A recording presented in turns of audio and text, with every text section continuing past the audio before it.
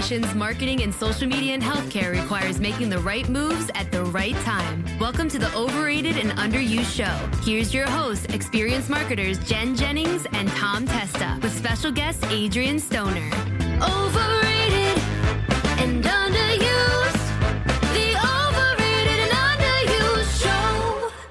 Welcome to Overrated and Underused. We are your hosts, as we are every month here on Overrated and Underused. I'm Tom, along with Jen. How are you this February, Jen? I am doing wonderful. Ready to talk about an exciting topic. Byline articles versus media interviews. So is one better than the other? Are they both valid? One overrated?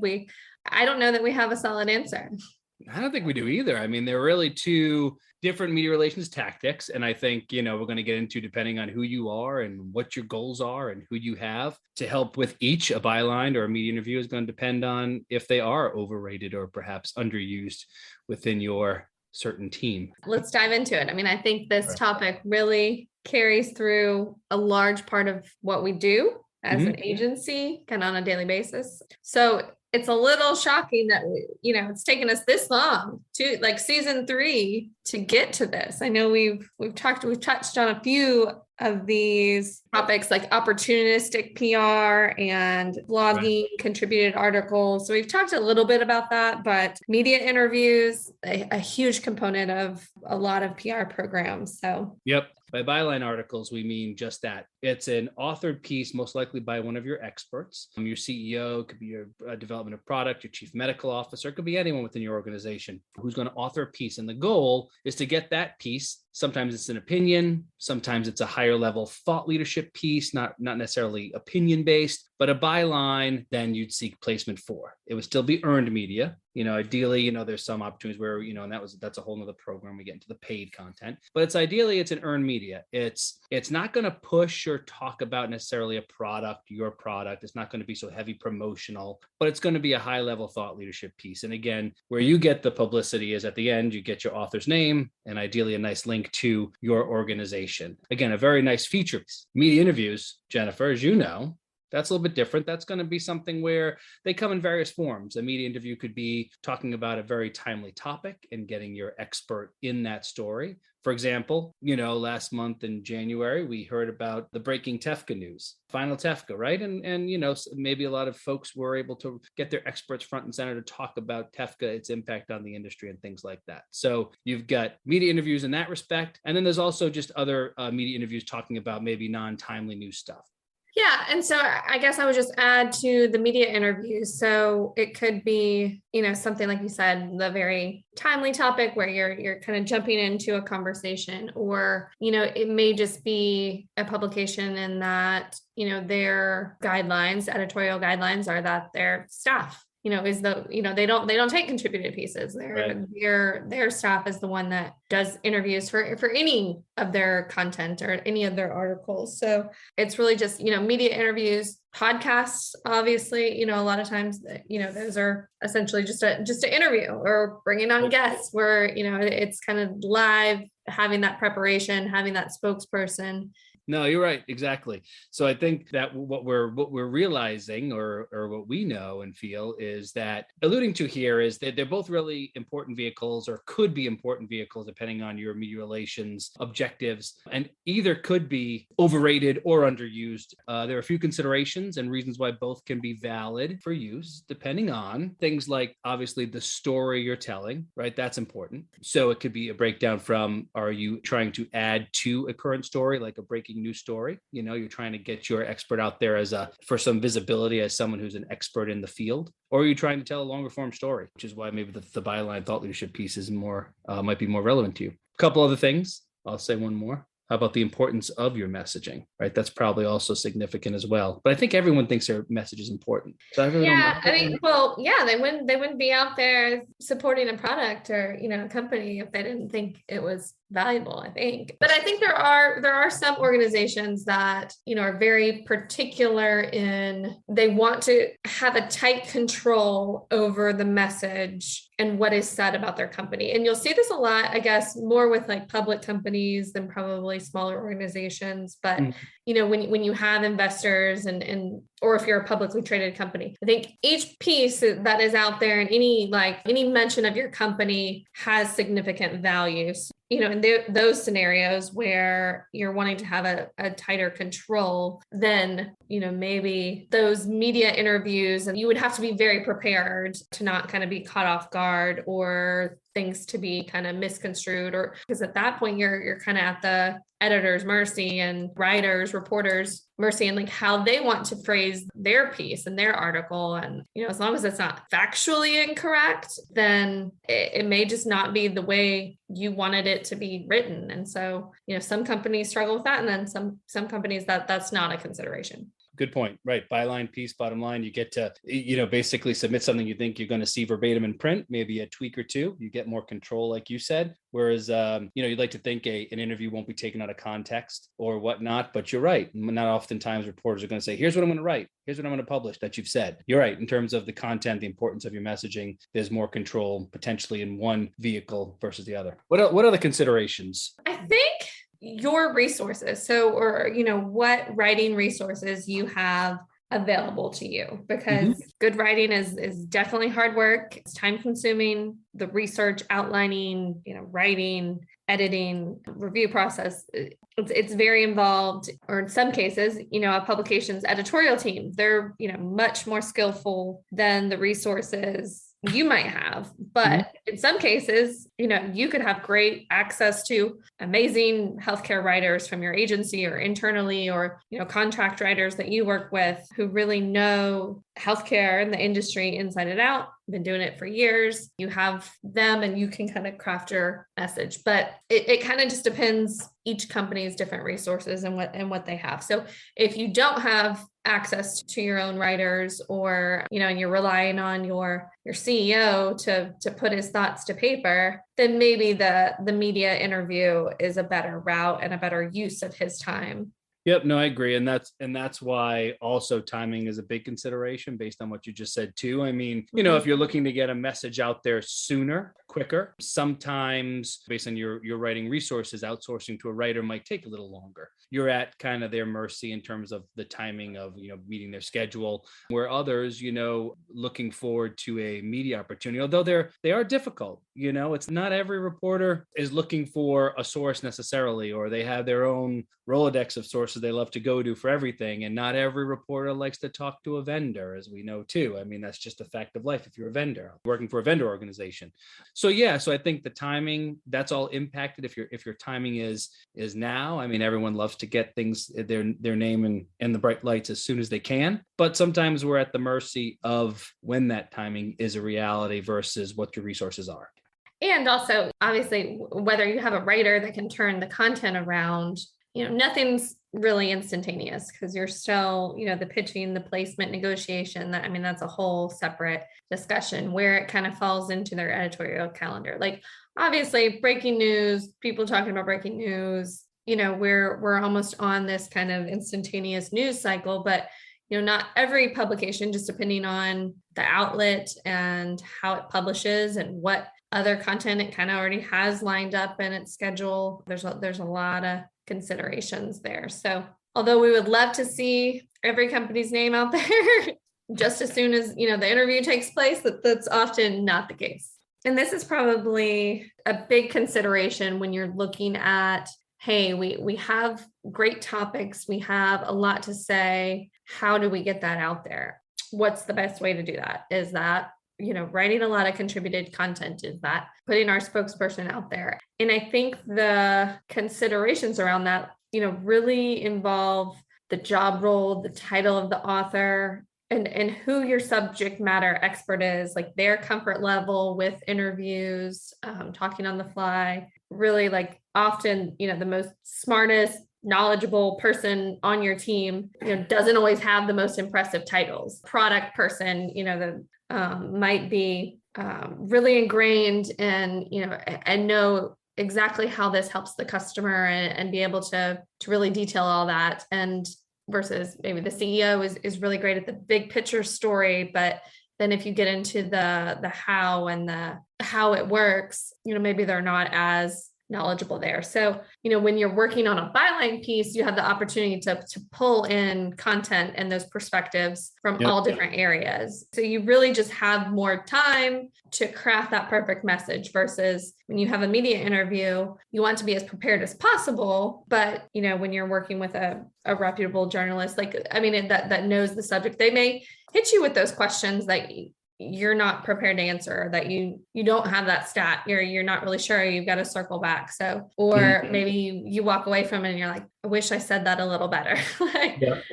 It's just those opportunities when you're talking on the fly, it's never going to be as perfect as you want it to be. And that brings up two other points too, when it comes to job role title of the author that you're talking about here. I mean, let's face it, some publications, your title, especially on the byline side, let's say, does carry weight. I mean, some people want to hear more from a byline contribution that may come from a chief medical officer or the CEO or someone with that gravitas in their title. Not to say that the head of product, can't be a solid contributor, but sometimes in some ways titles do matter. And on the media relations side of things, you're right. It could be a CEO, it could be a chief medical officer, it could be anyone in the C-suite or below. What's really important when it comes to media interviews is prep, right? And I think that's what you're alluding to at the end. And we could have a whole show on, media training and media prep, but some folks are really good at it, no matter what their title is. So I think no matter what your title may be, being as prepped as you can is really important. You certainly want to get, like you said, the face of your organization out there in some of these interviews if you can. You'd like the CEO or the chief medical officer or someone like that, or sometimes even board members who are out there talking about certain topics that help get some publicity for their organization. But again, I think when it comes to no matter what your job title is, and no matter, especially on the media relations side, the media interview side, prep is huge. Prep is key. Practice is key because it does carry a long way. It helps you think on your toes. It's not for everyone. Not everyone's great at it. Not everyone's great at pivoting or taking a curveball the right way. So yeah, I think that, those are two other key things to consider, I guess. Also, they're not maybe the most important aspects of the job title role when, considering a byline or a media interview. Yeah, they can play some sort of some role there. Yeah, I know it's tricky. And I know it's hard in some cases to get those interviews without a specific title, not necessarily just C-suite, but, it's like, if you have, they want to hear from peers or they want to hear from the leadership of the company. And you mentioned earlier, I think like vendors, some publications, wanting to steer clear of the vendor and they want to talk more about the end user, the provider, which totally makes sense. I think there's so many vendors that have great stories to tell and getting the issues out there that providers and companies, want to hear about. A lot of your experts or your company execs may have side hustles. So they may be, on a board of an organization, a recognized speaker or published author or something like that. We've had several association clients and, run by very small staffs, but have really large boards. And so tapping into those resources as experts can sometimes help sell a story to a publication. That's right. As a media relations practitioner, anything that can help build your cachet as an expert, your gravitas as an expert is, you got to use it. You got to turn to it within reason, of course. But like you said, if you're an author of a book, even though you may be the CEO of something, you can always say CEO of company X and also author of the time, book, blah, blah, blah. But if it helps add that extra layer of, wow, okay, yeah, I should talk to this person because they sound like they're very well versed based on, as you call it, the side hustles that some may have. Anything that can be added to your pitch, essentially, right? As a media relations professional, whether it's something from your past life, even that still carries weight. This person is chief operating officer of this organization now, but they're a nurse practitioner for 40 years, whatever it is, if they have the clinical experience in the past, but now they've turned over to the software side, those kind of conversations. So yeah, that's a really good point. That's whatever kind of paints the picture on why this person is knowledgeable about the topic that they're going to discuss. How many folks don't really dig into the deeper aspects of someone's expertise? Maybe that's an underused aspect here. Underused. You've got to get creative. Not dishonest, but creative to paint the best picture. That's right. And it'll all come out in the interview anyway. So why worry? Right. I mean, their expertise is going to shine. So, okay, I like it. What about the location? And I don't mean the location of your company necessarily. I mean like everybody's remote. Exactly. Right. How about meaning the location of maybe where you're trying to get that media opportunity? Meaning, how about if you're like at an event, you're at a conference, we're going to HIMSS in another month, right? You're not going to probably sit there, bang out a 1,200 word byline piece in HIMSS on your thought leadership, right? Maybe you have the opportunity to do that, but the media are there, right? So that's going to be more of an opportunity for you to get those media interviews. Not easy. So, when it comes to events and HIMSS, I know you, especially the bigger events, you've got, I don't know what, maybe a dozen, 24 media with thousands these days, yeah. Right. But I mean, even at a show, trying to get the, all these vendors trying to get their attention. So it's not easy, but I think, that also plays into maybe, your media relations objective when you're at a show or something like that, byline versus media interview. Yeah. Or if, certainly those opportunities where you can connect with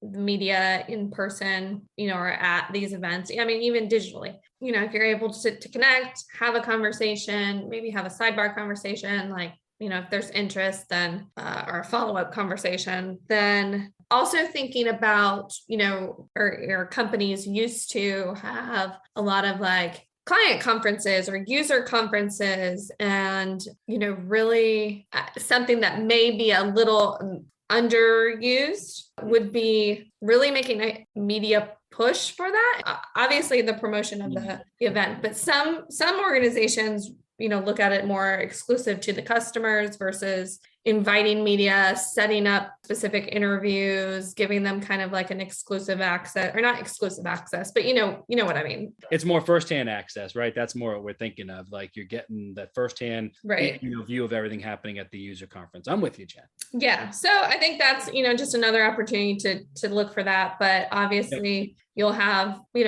like you said, you're not going to hand them a contributed piece at that. You're going to line them up with, here's our CEO. I'd like you to sit down with him and talk about this, or here's chief product officer, whatever it might be. Here's the speakers that we had, like kind of giving them that, the access and steering the conversation through those pain points and those messages that you're wanting to convey. Some of these at event specific. So when we talk about location with the media interview, they might not be instant gratification kind of stuff. Instantly gratifying. That, right? So they might not be that.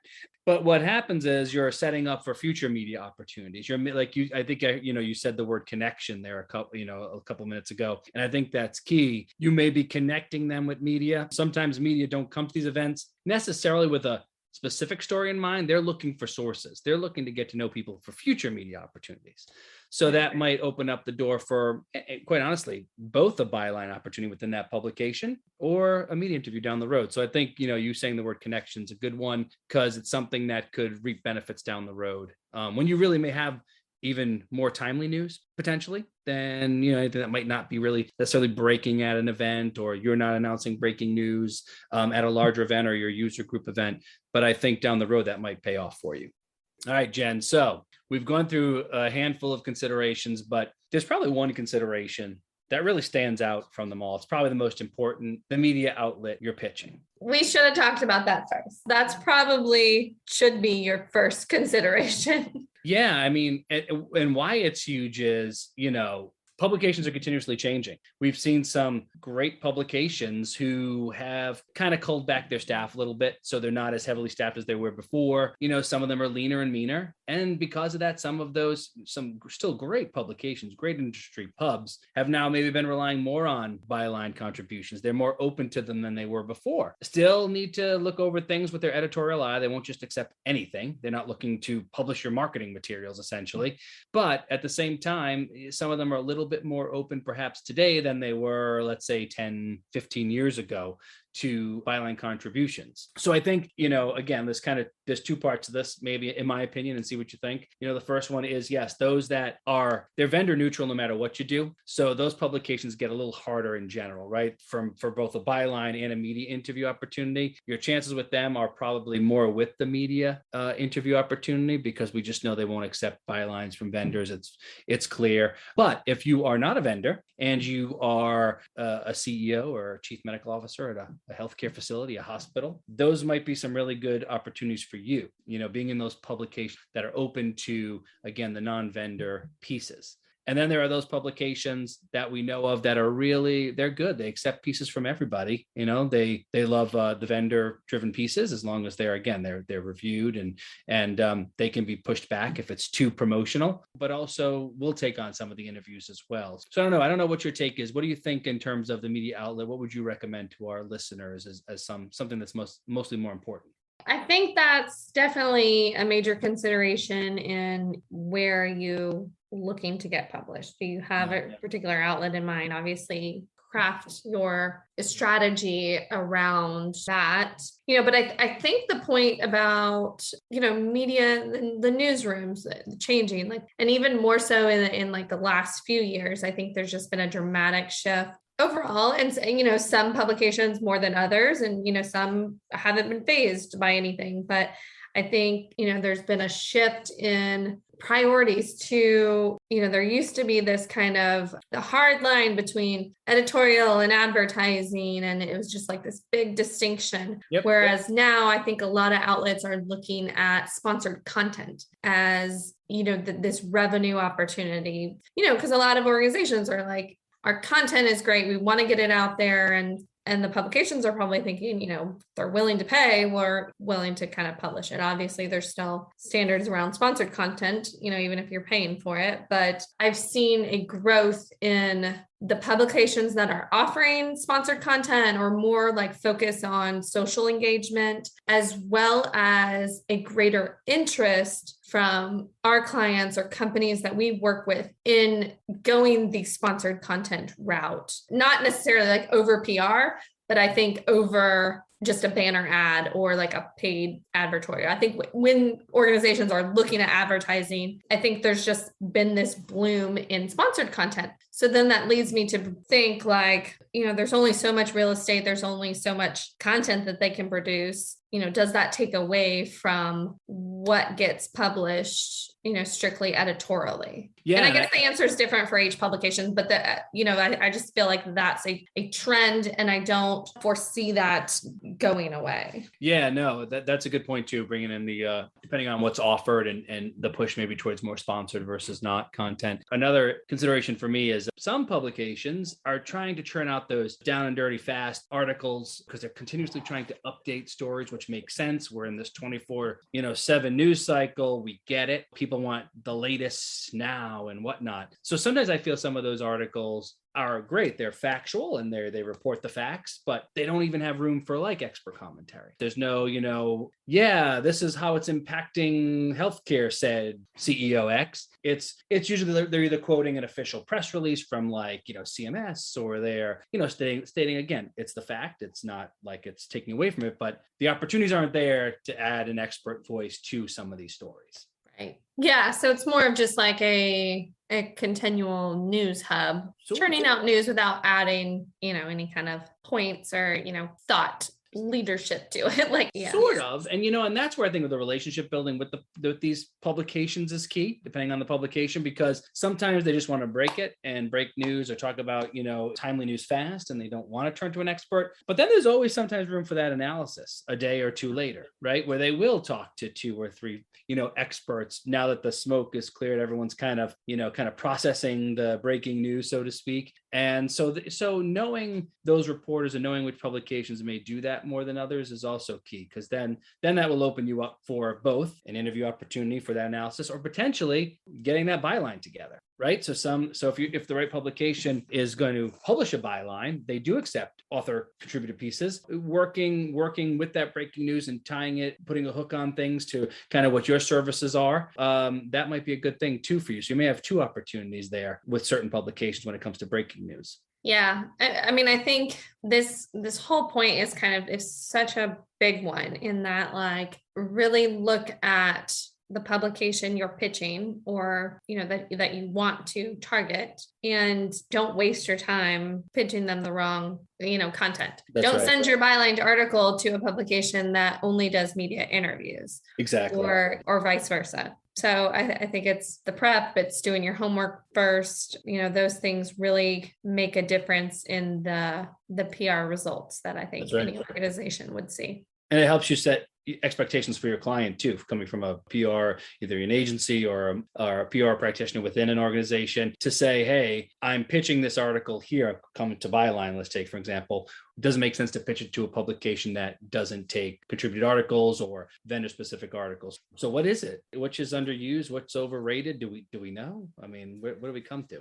I don't think either of them are overrated. I think they're both great in different scenarios, but I think there could be an organization that only does one. If they don't have a good spokesperson, then I think, the best PR strategy for them is to rely on the Byline articles and make that more of the focus of their strategy.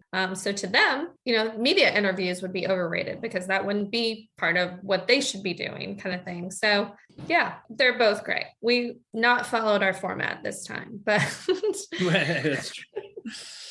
Well, you know what? Maybe a future Outside Insights guest, our new segment, right? Maybe a future guest will help break the tie. Maybe we'll get someone on here themselves who will say, if they so choose, that media interviews are overrated or underused, and bylines are the same too. Who knows? So we'll see. There could be different opinions. You could say Byline articles, they're overrated because they take so much time from your writers and resources. I mean, it's so involved, and I don't think so. I think they're both here to stay in just different ways, but there has been these shifts in content. I think there's still publications out there that are doing plenty of media interviews, but there's some that aren't. They don't have the staff to do as many as they used to. And so they've shifted to more contributed content or paid sponsored content only. Like, it's, really knowing what the publications are doing now, what your target outlets are doing now, because it's likely, not the same thing that they were doing 5 years ago. All right. Well, thanks to our listeners for joining us today. We are sponsored by Anderson Interactive and can be heard weekdays at 10 a.m., 6 p.m., and 2 a.m. Eastern on Healthcare Now Radio. Thanks for listening to the Overrated and Underused show with your hosts, experienced marketers Jennings and Testa, and special guest Adrian Stoner.